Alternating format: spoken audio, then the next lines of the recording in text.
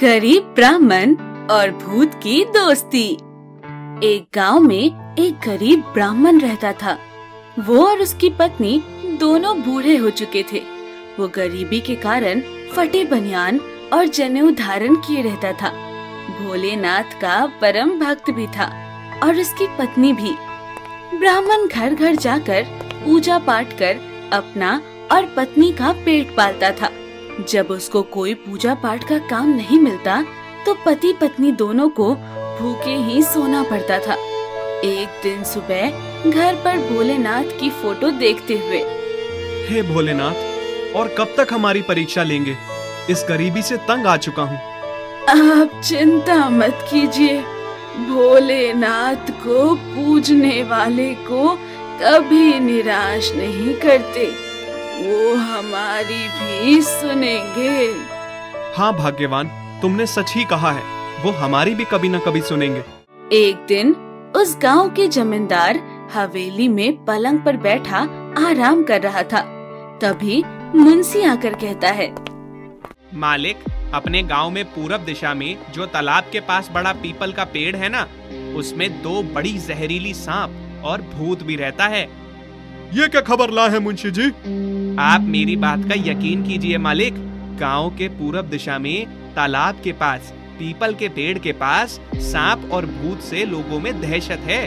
गांव के लोग रात तो छोड़िए, दिन में भी वहां जाने से डरते हैं। पूरे गांव में उसका आतंक बना हुआ है। पर इसमें सभी के डरने की कोई बात तो बताओ। गांव वालों का कहना है कि उस पेड़ में भूत का भी डेरा है। भूतों को सांप बनते हुए भी कई लोगों ने देखा है। और फिर कुछ दिन पहले गांव के कुछ लोग रात में उस पेड़ के पास गए थे। सुबह गांव के लोग देखते हैं कि उन भूतों वाले सांप ने रात में 4 लोगों को डसकर मार डाला। इस घटना के बाद से शाम के बाद वहां कोई भी जाने का साहस नहीं करता है। ओह, तो समझा। पर इस समस्या को हमें दूर करना होगा। सुनो मुंशी, तुम जाकर पूरे गांव में ऐलान कर दो कि जो भी उन भूतों और सांपों को वहां से भगा देगा, उसको इनाम में 10 बीघा जमीन और 10 लाख नगद इनाम दिया जाएगा। अच्छा मालिक, मैं आज ही इनाम की घोषणा पूरे गांव में करवा देता हूँ। एक आदमी ढोलक बजा बजा कर गांव वालों को घोषणा करता है, सुनो सुनो सुनो भाइयों, गांव के जमींदार रंजीत बाबू ने घोषणा की है, जो भी रात को पूरब दिशा के तालाब के पास पीपल के पेड़ में जो भूत और सांपों का आतंक है, उन्हें वहां से भगा देगा, उसे जमींदार साहब इनाम में 10 बीघा जमीन और 10 लाख नगद राशि देंगे। सारे गांव वाले घोषणा सुनते हैं। वहाँ वो गरीब ब्राह्मण भी खड़ा सुनता है। उसके आंखों में चमक आ जाती है। ब्राह्मण अपने आप से कहता है, बाप रे, 10 बीघा जमीन और 10 लाख रुपए, ये चांस तो छोड़ना नहीं चाहिए। अभाव गरीबी में ऐसे ही मर रहे हैं, तो कोशिश करने में दोष क्या? और अगर कामयाब हुए तो बचा जीवन आगे का अच्छी तरह से बीत जाएगा। चलते हैं, घर में जाकर पंडिताइन को ये खुशखबरी सुनाते हैं। घर में पंडिताइन सिर पर हाथ रखकर थोड़ी चिंता में कहती है, नहीं नहीं, ये काम आप मत कीजिए। थोड़ा ठंडे दिमाग से सोचिए।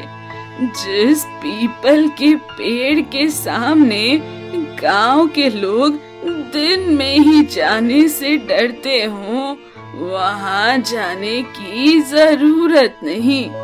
जमीन रुपए ये सब हमें नहीं चाहिए। अब तक जीवन जैसा चला आया है, बाकी की जीवन भी ऐसे ही बिता लेंगे। अरे क्यों डर रही हो? आखिर कब तक ऐसे आधे पेट भूखे सोएंगे? तुम ही बोलो। एक बार देखते हैं ना कोशिश करके। अगर कामयाबी मिल गई तो ये कष्ट दुख से मुक्ति मिल जाएगी। बाकी का जीवन अच्छे से कट जाएगा। दूसरे दिन पंडित जमींदार से मिलने पहुंचता है। हुकुम, मैं उस पीपल के पेड़ के पास से सांपों को और भूतों को भगाऊंगा। मैं जाकर उनसे प्रार्थना करूंगा कि वो लोगों को तकलीफ ना दें, मारे नहीं और वहां से चले जाएं। ठीक है पंडित जी, आप अगर सच में ये काम कर दिए तो मैं जरूर घोषित इनाम आपको ही दूंगा। आज रात को ही उस पेड़ के पास जाऊंगा। तो ठीक है हुकुम, मैं चलता हूँ। पंडित आधी रात को गांव के रास्ते से तालाब की ओर जाता है। चारों तरफ भयानक सन्नाटा छाया हुआ था और वो थोड़ी दूर चलने के बाद तालाब के पास पहुंचता है। तभी पेड़ के सामने एक भयानक सांप प्रकट होता है और फुफकारता है, दया करो प्रभु, दया करो। सांप अचानक एक भयानक भूत के रूप में बदल जाता है। कौन हो तुम और यहाँ क्यों खड़े हो? हमसे डरो मत, मैं इस पेड़ में वास करता हूँ। अगर तुम्हारी कोई समस्या है तो वो मुझे बताओ, मैं जरूर सहायता करूँगा। यहाँ के आसपास जितने भी भूत प्रेत सांप हैं, सब मेरी आज्ञा का पालन करते हैं। प्रभु, मैं एक बहुत ही गरीब ब्राह्मण हूँ। सारा जीवन पूजा पाठ कर अपना पेट पालता आया हूँ, पर कई सालों से ठीक से भरपेट खाना भी नहीं मिल पाया है। तुम मुझे प्रभु बोलकर पुकारे हो और तुम एक ब्राह्मण भी हो और पूजा पाठ भी करते हो। तुम्हारी सेवा करके हमें मुक्ति मिल सकती है। कोई दिक्कत है तो मैं तुम्हें हर संभव मदद करूंगा। तुम बोलो निडर होकर। गांव के जमींदार साहब ने घोषणा की है कि जो भी आप लोगों के आतंक से उन्हें मुक्त कर देगा वो उसे इनाम देंगे। बस इतनी सी बात? अभी सबको बुलाता हूँ। अरे डुबैया भूतनी, सब ट्रेन से कटे भूत हाजिर हो। तभी अचानक कई भूत भूतनी वहाँ प्रकट हो जाते हैं। सुनो, ये एक पूजा पाठ करने वाला गरीब ब्राह्मण पुजारी है। तुम लोग सब इसकी मदद करोगे तो इसका दुख दूर होगा। और हाँ, इस पंडित की वजह से हम लोगों को भी भटकती आत्मा से मुक्ति मिल जाएगी। सारे भूत सिर हिलाते हैं। इसीलिए कल से किसी भी गांव वाले को तकलीफ नहीं पहुंचाओगे। जैसी आज्ञा सरदार, आपका जैसा हुक्म वैसा ही होगा। आप सभी का बहुत बहुत धन्यवाद। ऐसा आप मत बोलिए। एक सच्चे गरीब ब्राह्मण की मदद करके हम लोगों को पुण्य ही मिलेगा। अब आप जा सकते हैं। पंडित खुश होकर वहाँ से चला जाता है और जमींदार के पास खुश होकर कहता है, हुकुम, मेरी प्रार्थना भूत लोगों ने सुन ली है। अब कल से किसी को भी नुकसान नहीं पहुंचाएंगे। पर इसको साबित करना पड़ेगा आपको, और साबित हो गया तो आपको घोषित इनाम दिया जाएगा।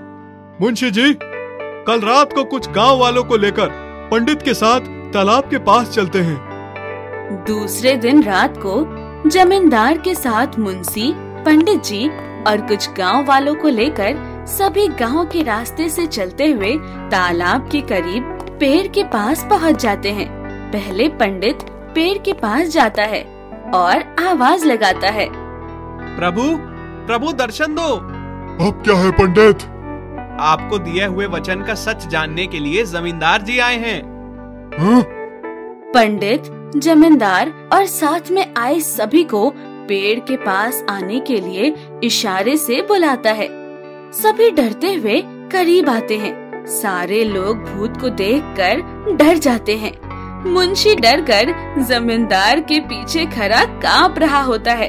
तभी सरदार भूत दूसरे भूतों को आवाज देता है, अरे डुबैया भूतनी, ट्रेन से कटे हुए भूत, सब के सब हाजिर हो। सुनो तुम लोग, ये सारे लोगों के सामने बोलो कि गांव में किसी को भी कभी भी तकलीफ नहीं दोगे। जैसी आपकी आज्ञा। अब तुम सब जाओ। पंडित, आगे कोई हमसे मदद लेनी हो तो आ जाना। ये बोलकर वो भी गायब हो जाता है। ये नजारा देखकर जमींदार और आए हुए सभी लोग आश्चर्य से पंडित को देखते हैं। पंडित जी, आपने तो साबित कर दिया, आप इनाम जीत गए हैं। मुंशी जी, तुम जाकर जमीन के कागजात को तैयार करो। जी हुजूर। जमींदार पंडित के करीब आकर कहता है, सच में पंडित जी, आप ईमानदार के साथ साथ काफी साहसी भी हैं। कल सुबह आप हवेली में आकर अपना इनाम ले जाइएगा। दूसरे दिन पंडित इनाम में जीते हुए पैसों से घर में खाने पीने के सामान से भर देता है। नंगे बदन में घूमने वाला पंडित अब चमकती हुई कुर्ता पहनने लगा। पंडिताइन भी अच्छी साड़ी पहनने लगी। पंडित के लिए पंडिताइन अच्छा अच्छा खाना बनाई थी। पंडित खाने बैठता है। देखा भाग्यवान, आज हमारी किस्मत ही बदल गई। तुमने सच ही कहा था, भोलेनाथ जी सबकी सुनते हैं। हर इंसान को गरीबी मिटाने का भगवान मौका देते हैं और वो मुझे भी दिया है। अगर हम डर कर वहाँ नहीं जाते, हिम्मत हार जाते, तो जीवन भर गरीबी में ही मर जाते। इसीलिए इंसानों को हिम्मत नहीं हारनी चाहिए।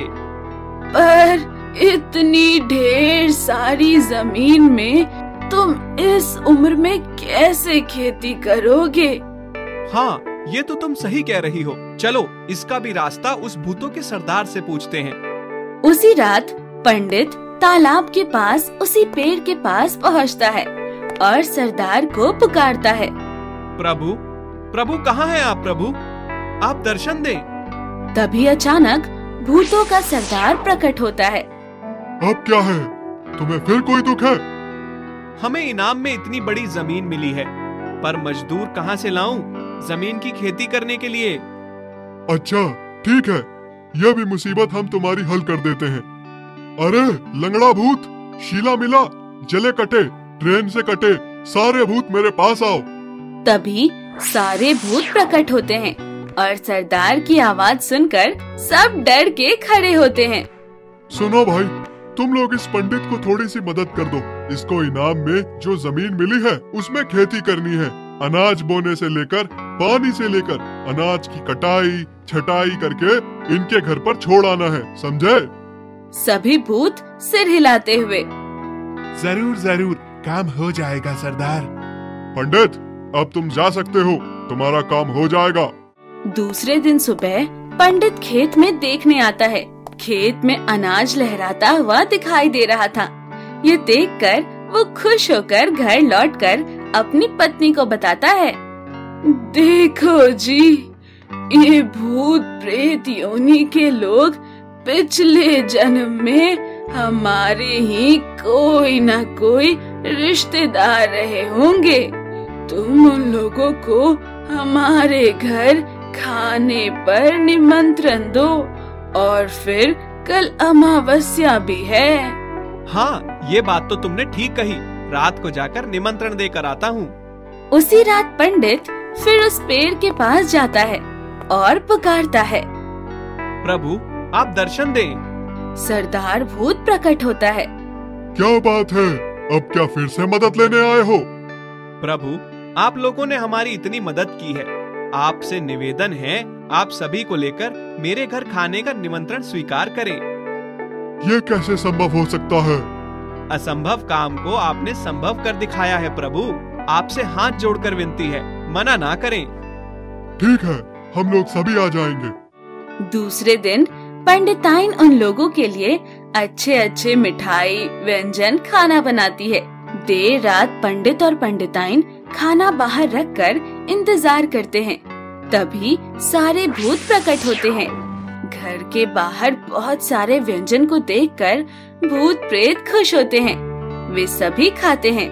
तभी पुष्पक विमान से 2 यमदूत आकर भूतों से, तुम लोगों के सारे पाप कट गए हैं, तुम लोगों को आज मुक्ति मिल गई है। इस ब्राह्मण की तुम लोगों ने मदद की, इसके लिए तुम लोगों को प्रेत योनि से छुड़ाकर बैकुंठ धाम ले जाया जाएगा। और फिर सारे भूतों को अपने साथ पुष्पक विमान से बैकुंठ धाम ले जाते हैं। तो देखा भाइयों, सभी भूत प्रेत इंसानों को नुकसान नहीं पहुंचाते हैं, बल्कि कई भूत तो ऐसे भी होते हैं जो अदृश्य शक्ति बनकर आपको मदद भी करते हैं। लाइक, शेयर एंड सब्सक्राइब काबू टीवी।